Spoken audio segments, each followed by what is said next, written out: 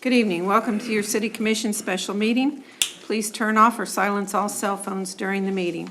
Meetings are televised every day on Channel 2 at 7 p.m. and midnight and available for viewing on YouTube and Facebook Live.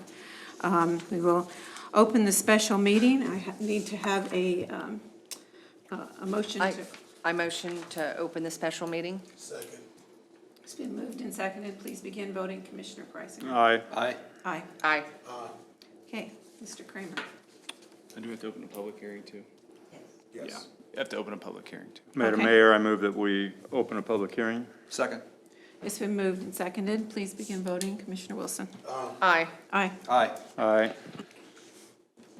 Madam Mayor and Commission, I'm going to go through why we're doing what we're doing right now. So as part of the annual budget process, current state statute requires 2 public hearings. The first hearing, established in 2021 by Kansas Senate Bill 13 and House Bill 2104, relates to the revenue neutral rate, which states that a taxing subdivision is prohibited from levying taxes exceeding the revenue neutral rate without first approving a resolution or ordinance in accordance with the procedure provided by the bill. The second hearing, the public hearing for the adoption of the budget, has been an annual requirement for decades.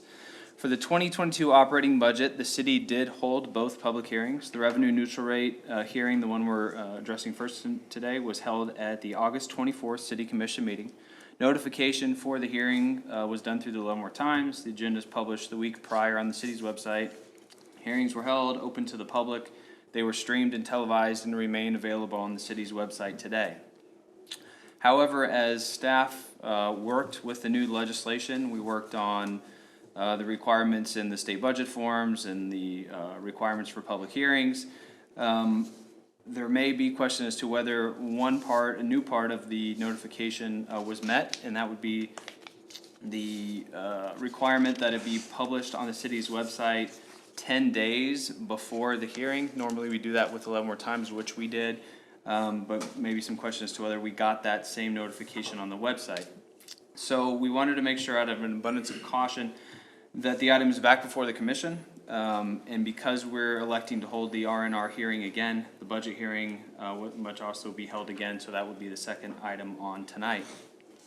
Because it is essentially rehearing the public, redoing the public hearing, I do need to go through some of the notes from the night of the 24th, which again are still available on the website, the hearing that we did. So, as we talked about, Kansas Senate Bill 13 and 2104 establish the requirement of the revenue neutral rate hearing if the governing body is choosing to exceed such hearing. For the city of Leavenworth, the city's general fund includes hundreds of activities and line items. However, 3 elements of municipal operations, which we pointed out at the 24th hearing, make implementing the revenue neutral rate infeasible without diverting alternative source revenue such as sales tax and requiring elimination or reduction in city services. Those 3 items are property tax rebates and abatement for business recruitment and retention, maintaining a public safety presence that has access to required equipment and invest in personnel, and then finally a variety of operating costs related to commodities and service delivery that cause increases in general fund expenditures. As we've highlighted previously, about 50% of the new income or the new revenue derived from property tax growth is not the city's revenue. It is revenue that's obligated back to businesses through development agreements. Those are TIF districts, those are NRAs. Those are not just big businesses, those are small businesses, and they're across the city. So those are your hotels and those development deals that the city has done to recruit and retain small businesses and large businesses throughout the city. The second item being public safety. Of the remaining property tax increase of approximately $163,000, that covers about 1/5 of the increase in costs to public safety budgeted for 2022. Nearly 1/2 of the workforce, about 67% of the operating budget, is public safety, and those are budgeted to increase about 6.21% or $692,000 in 2022 over 2021.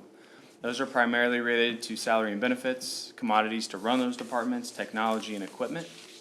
Public safety costs increase every year. A lot of that is due to health, pension, staying competitive. We have a very competitive region for those services. And so the implementation of classification and compensation studies to make sure that we're keeping up with our peer cities is included for the 2022 budget. Finally, other general fund obligations and notes. The city is no different than the rest of the economy. Stuff that we buy, as we saw just 2 weeks ago on our trash bags, is much higher. Gas is $1 higher than it was last year. The city obviously has a fleet of vehicles that use gas. Legal costs increase as the city faces normal costs of business. Information technology next year is budgeted to increase $47,000 related to software licensing, data storage, cybersecurity, data security, and technology for internal or external registrations, which is a public service that we try to do. The city also has experienced a 5.4% consumer price. The guide for inflation rose 5.4% in June and expected to create a strain on commodities in 2022. The city cannot make an adjustment during the budget year to collect more revenue, so we forecast conservatively so that we can meet those expenses. It's hard to forecast a year and a half out, but that's what we try to do when we create the budget. So the conclusion is that property taxes do play a small role. The city has the lowest property tax rate of any city in the county, and also lower than the county itself. About 1/5 of our operating budget is property taxes. Sales tax generates the most of the revenue that runs city operations. But it's crucial. It's based on, our property tax is based on our ability to do our road program. And so without those funds, we wouldn't be able to provide those critical services, and also a key fund for the general fund, which is public safety, parks, and public works. So that is the rundown of the presentation from the 24th, and that's all staff comments. If you have any questions, we're here to answer those. Okay, is there any questions, Mr. Kramer? I've got a question. How much was the overall property tax increase this year in the $400,000 range, Mr. Kramer, over last year? So we're budgeting it at about $350,000, give or take. Yep. And that was due to the raise in values of residential properties, but also businesses, right? Yeah, and the other thing it doesn't account for is new growth. So Right. let me give you an example. Immaculata. So that was off the tax rolls. So when that comes on to the Right. tax rolls, that increases the total collected, independent of any individual property's value increase. Right. So we also had all those homes, we put 38 new single-family permits last year. So all those contribute to the increase. So that's new growth, New growth. which we can distinguish from the raise in property values that resulted from the county appraiser's work in that will impact the 2022 tax year. Right, the data that we have allows us to see the growth of existing properties in an accumulated fashion that we can't do individual properties, but we can separate out new growth, because we know building permits that have been issued, we know tax exempt properties that are now on the tax rolls, such as Immaculata. One other thing, property taxes, what's kind of looking over a long period of time, a decade, 15 years, what happens? What happened in the early part of the, after the recession of 2008 in terms of the city finances and what our reserve was then versus what it is now? Yeah, so the city saw 4 years of total property value decline coming out of the recession. And in those years, what we were able to do is, there's a decent robust growth leading up to that, so the city's reserves reached about $3 million. When we went through those 4 years of property value decrease, where the city collected less property tax revenue, we relied on reserves to fill those holes. So we, by the end of the recession, as we started to make the recovery, the city was down to about $300,000. And it wasn't all just reserve spending. We used to have a couple of department head positions we don't have anymore. We had an economic development director, which we don't have anymore. So it was a combination of reserve spending, position freezes, and some reworking of the organization. So we've been able to build those reserves back up to about the same level we had before the CARES Act money gave us a little bit of a cushion, but it is cyclical. And having a good reserve position, what does that help us do in terms of future projects and long-term projects? So as we went to issue debt at the beginning of this year to do our road projects and our stormwater projects, myself and the finance department was concerned about our bond rating. Coming out of the pandemic, independent of how a city itself operates, the bonding agencies we're decreasing bond ratings across the country because of government's reliance on sales tax and property tax, which can be affected by a global pandemic. Because of our strong reserve position, the city maintained a AA2 bond rating through Moody's, which for a city our size is really exceptional. So we're able to get those low rates as we go out and do our annual projects like road projects, like Thornton, and those projects that we have to bond. And it was mentioned in our Moody's letter that our strong reserve position helped us maintain our bond rating. And that saves money for the citizens of this city going forward in the mid and long term, correct? Absolutely. That's all I have. So how much has the mill levy raised over all these years? I know having the extra money in there has helped keep the taxes low, right? Yeah, we haven't increased the mill levy more than 0.3 of a mil, and that was when we took probation over from the county a couple years ago. We currently do probation for Lansing, Tonganoxie, and the city, and that's a formula. But from the high of when the city's mill rate was in the low 50s to now it's 31, but with a caveat that about almost 5 mils of that goes to the library.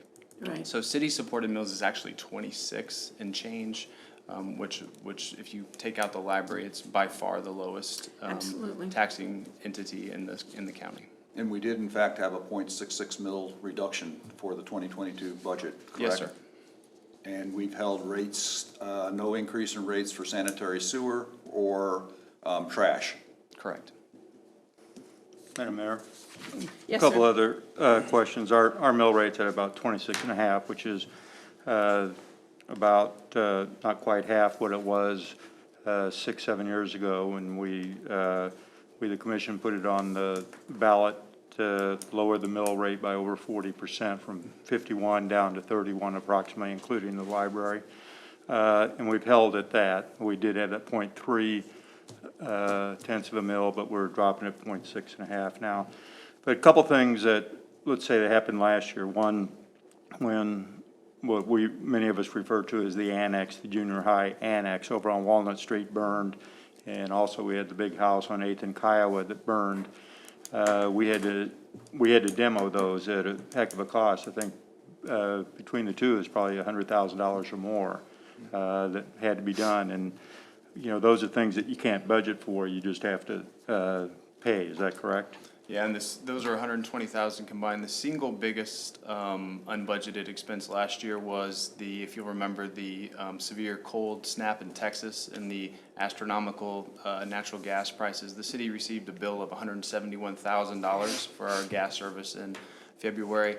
Now, I think I saw that the Attorney General is going to try to sue, and we'll certainly be watching that to see. But, you know, when you're looking at $160,000 more than you normally pay, the city had to absorb those costs. And once again, just our mill rate's the lowest of any city in the county. I do believe it's the lowest there are 27 cities of the first class in the state of Kansas. And I believe Leavenworth is the second lowest behind Overland Park. Overland Park is the lowest by far of any city of the first class in the state. So I think our mill levy definitely is much lower than any of our, I don't want to say competitive cities of the first class. The city accounts for approximately 20%. If you're a homeowner in the city of Leavenworth, 20% of your tax bill is for the city. The other 80% goes to the county. You pay 50% more to the county to support the county than what you do to pay for the city, even if you live in the city. And of course, schools. Schools are always the largest taxing entity in any community. But we're only about 20% of the total taxes. And as you noted, we only netted $163,000 increase. And the only way, if we went with revenue neutral on everything, the only thing we could do then basically is defund the police. And I know this commissioner will not stand for defunding the police. People that want to stand for a revenue neutral rate are doing it. I think their only option is to defund the police, and I just don't think that's what the people of Leavenworth want. Any other comments from the commission, questions? No. If not, we're open to citizen comments. Any citizens care to comment, please state your name and address. No comment? Okay, moving on. I would entertain a motion to close the public hearing. Madam Mayor, I move that we close the public hearing. A second. It's been moved and seconded. Please begin voting. Commissioner Priceinger. Aye. Aye. Aye. Aye. It's been closed. Next item on the agenda, approve resolution B 2293, supplementing resolution B 2288. So moved. Second. It's been moved and seconded. Please begin voting. Commissioner Wilson. Aye. Aye. Aye. Aye. This passed 5-0. Next item is public hearing for the 2022 budget. Madam Mayor, I move that we open a public hearing for the 2022 budget for Second. Planners 2 budget. Or no, it's not just Planners 2, I'm sorry. I move that we open a public hearing for the 2022 budget. Thank you. I second. It's been moved and seconded. Please begin voting. Commissioner Wilson. Aye. Aye. Aye. Aye. All right. Mr. Kramer. Madam Mayor and Commission, again, the initial budget hearing was held at the September 7th City Commission meeting. All notifications done did fall in line on statute on that one, but because the public budget hearing has to come after the revenue neutral rate hearing, therefore we have to do it again. A couple highlights from that, again, as has been mentioned here, total city mill reduction of 0.66 mils, 0.25 mil levy decrease for city-supported services, freeze and refuse rates for 2022, freeze and sewer rates for 2022. More than $3 million in city funds dedicated to roadway improvements, a new splash park, which will add a second outdoor water feature for the city, funding for 2 new park restrooms, Stubby Park and Havens Park, as well as maintaining other city operations and investing in personnel and training. Also a big investment in IT infrastructure, for data security, cybersecurity, software and hardware updates. The budget before you is balanced as is required by state law, and if there's any questions, I'm happy to entertain those. Any questions of Mr. Kramer? No. Hearing none, we will open it up to citizen comment. Any citizen care to comment? Please state your name and address. I'm Maren Hart. I'm at 732 Michigan Avenue. So according to the City of Leavenworth budget summary for the 2022 estimated tax rate of 31.142 mils exceeds the revenue neutral rate of 28.180 by 10.5%. So that means every member of this commission voted for a tax increase when they approved Resolution B 2293 tonight. Have you as commission members ever looked to see what could be done to cut the budget instead of raising it every year? When was the last time you looked at budget items to decide if it was efficient and effective? That it does what it was supposed to do and that it benefits the people of Leavenworth. I have studied the proposed 2022 budget, which also shows the 2021 budget and the 2020 actual figures, and found several instances where transparency and consistency is unclear. I will limit myself to just 4 of these items. First, the library fund only shows figures for the 2021 and 2022 budgets. What were the actual figures for 2020? Second, there are several instances in the 2021 budget of monies being transferred from one fund to another. Why? Third, in the streets fund, there are no figures for snow removal for the 2020 actual and 2021 budget. We all know we had snow. So now you have budgeted $10,850 for the 2022 budget, and this figure cannot be compared to the preceding years. Fourth, under the Street Capital Projects Fund, why are you proposing a debt for the city with the sale of $1,400,000 in temporary notes? The people of Leavenworth deserve a city commission that is detail-oriented regarding the city budget, and one with the moral integrity to transparently represent its citizens. Neither transparency or consistency are evident in the current commissioners, which is yet another reason why. Thank you for campaigning again. We appreciate that. You've made You're history most welcome. twice in one month. You've been a candidate, the only candidate probably in the history of Leavenworth who's come to a governance meeting to campaign. Congratulations. Well, I'm glad that I came and Yeah. expressed Well, my yeah, opinion. you were fine up until Good. that last Mike, point. Mike, let her finish. Let her finish, please. Yeah, Please, so finish, I have expressed so we can my answer opinion. your comments. Okay. Thank you. You're welcome. Last campaign speech. Okay. Mr. Kramer, what's 31.5 or 31.14? And once again, our mill rate is 26.5. library fund is separate. It's just a pass-through for us. We don't manage the library fund. But revenue neutral, 26.5, get that 163,000 that we're netting out of this. To my calculations, that is less than 1 mil, which is less than 4%. Am I correct in that? Or is that, did I go down about three Don't know different that I streets there? followed that, yeah. What is revenue neutral? So our revenue neutral, Ruby, do you wanna? We're increasing our revenue by 163,000. The rest of the money was committed that we have to commit. To get 163,000, that's less than 1 mil. We get about 208,000 per mil of property tax. But Now that's not the total amount. That was half, remember? Because, you know, a lot of that goes to, That's already committed. Right. Right, but if we wouldn't get that 163,000, our mill rate would be less than, it's like 0.6, 0.7 mils, amounts to 163,000. our revenue neutral rate is 28, 28.18. yeah. And what are we at now? We're at 31.142. And so the difference between the 31.142 and the 28.18 is almost 3 mils.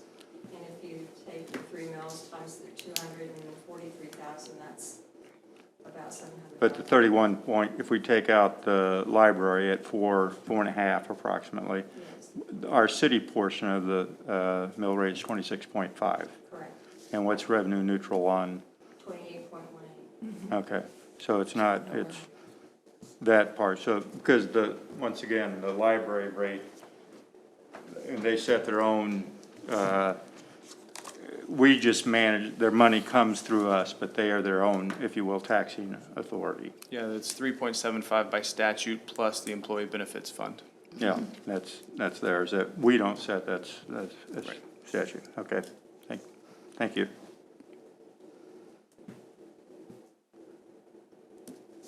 Okay, you want to address the transfers that you spoke about?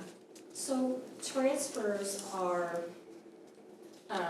things that are allowed by statute that the general fund is allowed to make transfers to help subsidize other governmental funds in case of shortfall. Right. So when you look at, there are specific transfer statutes that cover each type of transfer there is, and without knowing which transfers in particular she was questioning, I can't address the statutes that govern that, but.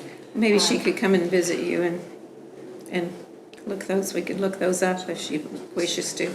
Is that possible or not? Right, well, and so at the end of the year, we're required to republish the budget if there's any, so say that the recreation fund doesn't meet its, well, we can't levy more taxes. So we Right. do come every year to the commission, and all cities do, when they have to republish the budget. And that just means that because your recreation didn't meet its revenue targets or something like Sure. that due to registrations, It did. or you had expenses like for houses that you tore down, or $171,000 gas bills, you have to come say, how did you transfer the dollars to cover that expense? So republishing the budget is something that we do every year, and we go through the different transactions that are required to balance the budget. It's no new money, it's transferring city dollars within city dollars. And also, like, all my years on the commission, we've had an independent audit each year. Right. And it, by an independent auditing agency, and it hasn't been the same one. And each year, we've gotten the highest marks on it, on complete transparency, complete legality, nothing, just, once again, the highest marks possible for GAAP, government, good accounting practices, government accounting practices. Well, So, I mean, mean, we score very transfers- high. It's very, yeah. transfers are transparent. done in any Yeah. organization, whether it's, I mean, we do it in nonprofit organizations. Sure, yeah. Anybody that you have, anytime you have a shortfall in your budget in one area, then you transfer over. And I'd say some transfers are budgeted transfers as well to specific funds. For That's true. Equipment reserve or CIP, those are funds that you don't levy a separate tax for itself. Those are general fund revenues that you budget to then put into those reserve funds. And a prime example, like Mr. Waters mentioned, is CIP because we collect sales tax and we account for that sales tax in a separate fund. And then we have the project fund. And so when we do the budget process and the CIP process, when we have those meetings to discuss what we're going to work on for the coming year, at that point in time, the funds that comes in from the sales tax fund is allocated to those project funds to pay for the projects like the parks project Sure. and things like that. So those are transfers that are identified within the budget itself. And those specific CIP funds, the CIP is also reviewed by the planning commission, so there's another level there of reviewing those projects. Exactly. Okay. Madam Mayor?